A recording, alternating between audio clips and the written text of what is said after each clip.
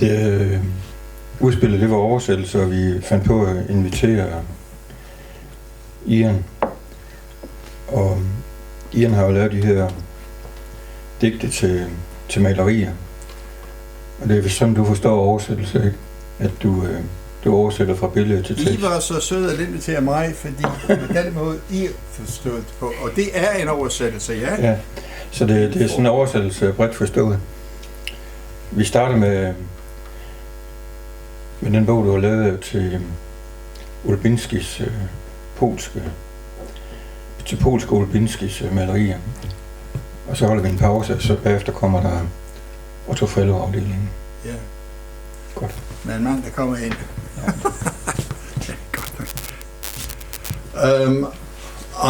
I've asked a friend to record this, so the whole thing is going, at least from my point, is going to be in English. It's because it's going out on YouTube, and I would like someone to understand what's going on outside of this room. I'll just use a few minutes, and it seems as though I've got quite a lot of time, but I'll use a few minutes to explain a little bit about this ekphrasis. I think most of you know me here, so it's a bit silly to say my name is Ian Lukins, but I've said it already. And this is a special kind of poetry. This ekphrasis poetry is very special. I would call it more than a translation, a transformation from a visual art. And I say this because I don't know if I'm the first person to discover it, but John Keats wrote one of these. And I've always been, I'm going to use a bit of time because I'm still waiting for one of my readers to come. I've always been, I love his 5 great odes, and I've also always been confused by why one was called On, Ode on a Grecian Ode. What? Grecian urn. A Grecian urn, yeah, sorry. Yeah. Ode on a Grecian urn, and I thought, I don't know. But now I do, I fully understand it, because that poem is an ekphrasis response to a vase, to the images, the work on the vase. And now I understand that on is perfectly deliberate. That was just an aside. I've written 7 collections of poetry, and 2, this one,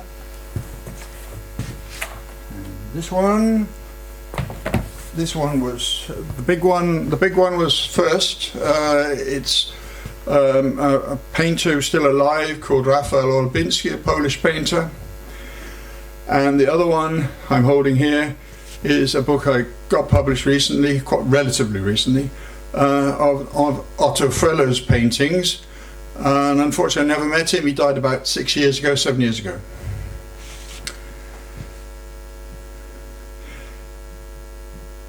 The first one, Olbinski, what is it that attracts me about Olbinski and Frello? It's not their naturalism. They use naturalism, both of them. But what fascinates me is the surrealist element in Olbinski, and for want of another word, the fantastic painting of Frello, which is very, very imaginative and strange. So these have fascinated me in each their way. I do not intend make any attempt at interpreting these paintings as an art historian would. What's got me going is that I've responded to these paintings, seeing them as stories, and have been urged to tell something back, speak back to the pictures.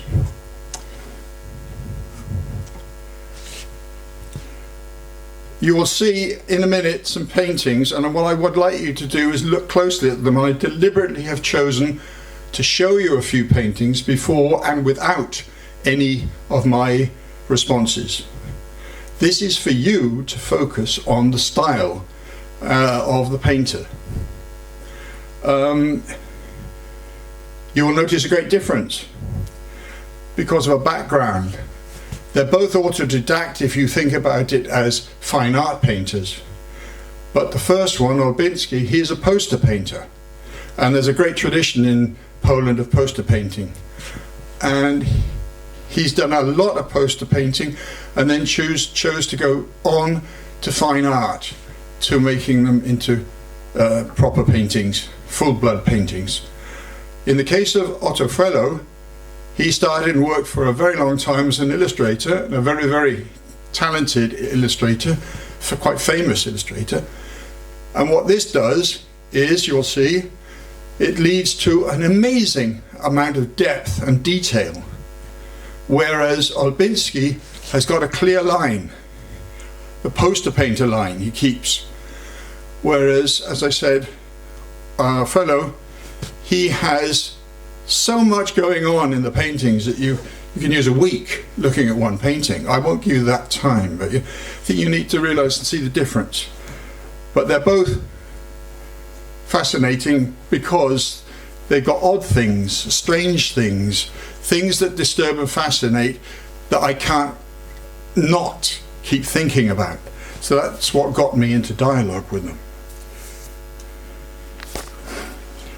Now, there are a number of translations this evening, and you're going to have to work very hard, because the first translation is obviously, I wrote it, and like I said, it's more a transformation. I move from one media to another media. I move from the visual to the written, which is also visual, but tonight you won't get to see it. You'll only hear it. If the book was there, and you had a book in front of you, it would bring these two things a bit closer together. But you're only going to have it in sound, and that meaning I hope you will get. After I have had it, some other people have been kind enough to translate it. That's the next translation stage, and in the case of the Polish, it's been translated by Halina Cieplinska into Polish, and in the case of the Danish, it's been translated by Rasmus Hastrup into Danish. And they're both very professional, full-time translators, and they've done an expert job of interpreting my words into their respective languages. So we've already got me transforming something, they then having to look at my lines of words and try and work out and decode what it's all about and put it into their own language. But we're not finished, because this evening you're going to get the third stage, which is you're going to get Eliza, and if he comes, Daniel, to interpret my text, or interpret Halina's or Rasmus's text when they read the Polish and the Danish. But it requires an interpretation when you read something. So that's the next interpretation. But that's not finished, because now you have to interpret. You have to interpret and listen to what I say or what Daniel says in Danish. The Polish is going to be a bit difficult for you, but you will be listening in and interpreting in your way, idiomatically, idiosyncratically, your understanding of the thing. So you are going to be translating, and you do all the time when you read a book. That's what you're actually doing. But because it's ekphrasis, it's much harder. It's doubly hard. It requires what we call a double focus. And it's you and me, and not the translators, not even the readers. It's you listeners tonight, and me are thrown into the same challenge. The task is to keep a double focus, and that is, you look at this painting and you try and listen very hard to what I have chosen to write. And it's only one version. It could have been hundreds of versions. But you have the painting in front of you as the core of the whole process. So do please, and this is why I'm going to show you some very shortly. Kirsten, could you give us the first one, which is an Olbinski. We'll start with that and just have a quick look at it. I How's the light going? Can you see this all right? Yeah. All right. You get an idea here, and he is, I think he's got women on the brush. He's very, this painter is extremely good at painting nudes, and he has nudes in every second or third painting he does. So he has nudes on the brush. But you see the bottom bit is an extremely realistic painting, a representation of a naked woman, and then we get the surrealism.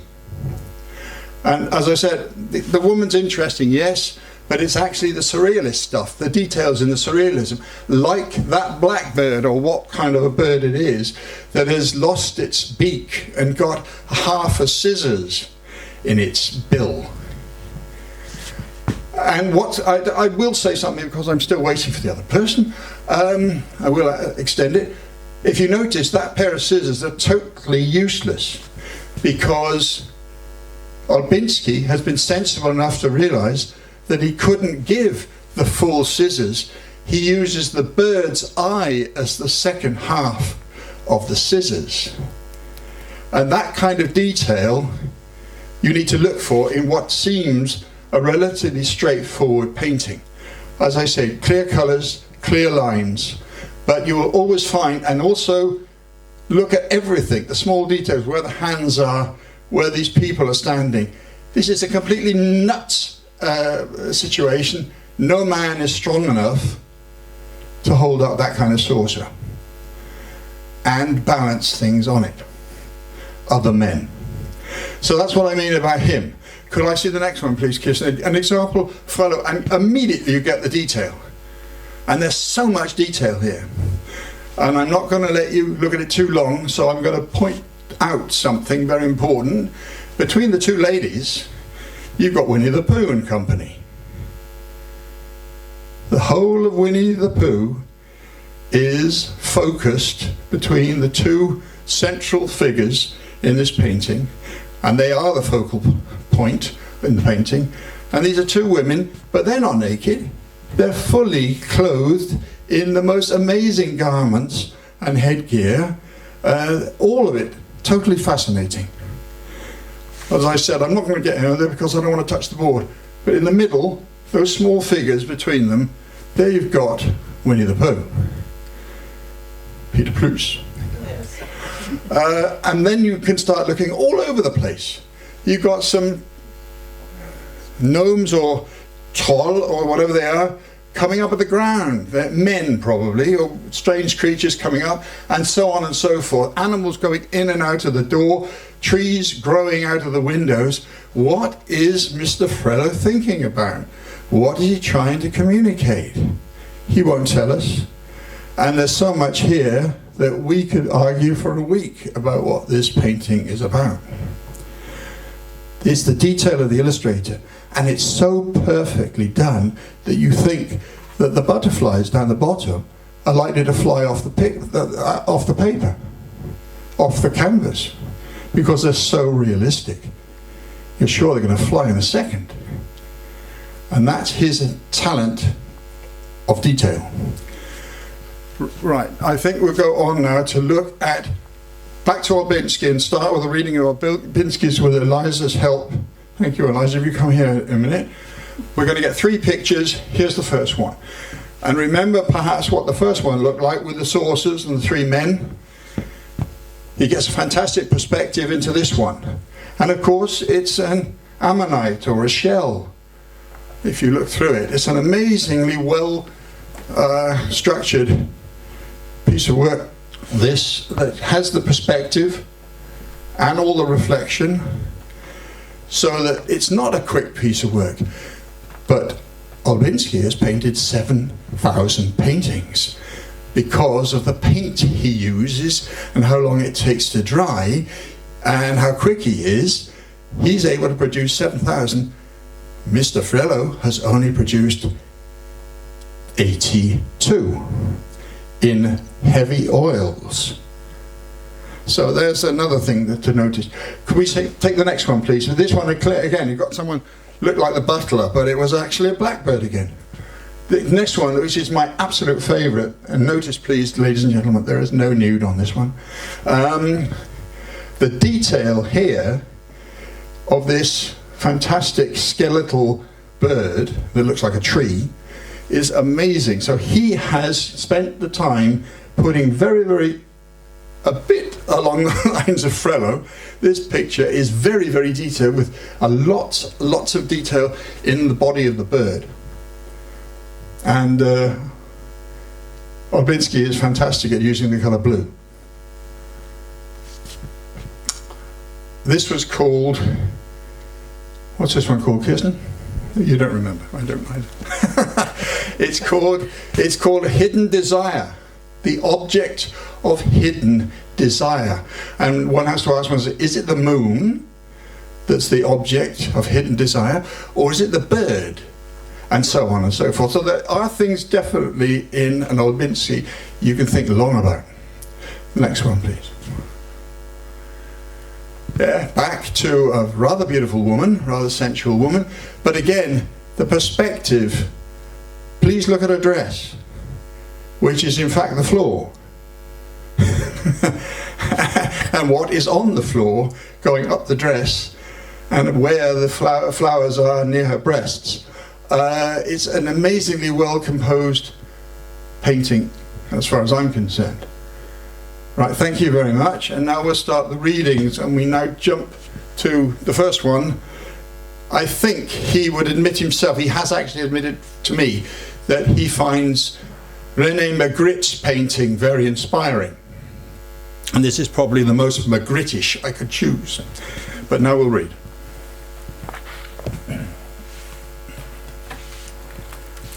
When I finish, I'll back out you come in, right? Because we only got this one. And please try and keep awake, keep the football out of the place, but keep double focus. Look at that and try and listen to what's being said. Have fun. Surely you remember the Hamptons? Magritte and I do. Those engaged lovebirds who melted fully into each other as one. They were inseparable, cruising around the world, crossing oceans. The man impeccably dressed, quiet. The woman vivacious, very pretty. Yes, they made a truly charming couple.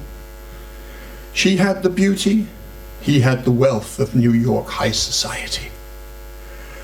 Quite enviable in many respects. Very romantic.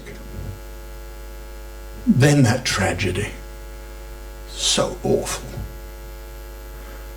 Of course, many of us have interesting memories of the Hamptons.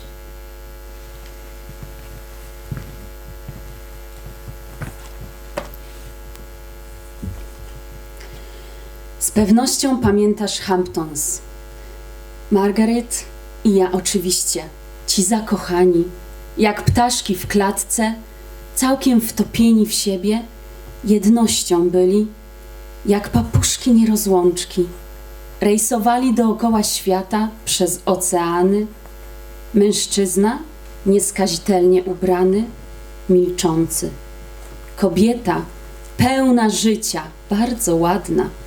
Tak byli naprawdę czarującą parą. Ona miała urodę, on pieniądze. Należeli do nowojorskiej śmietanki.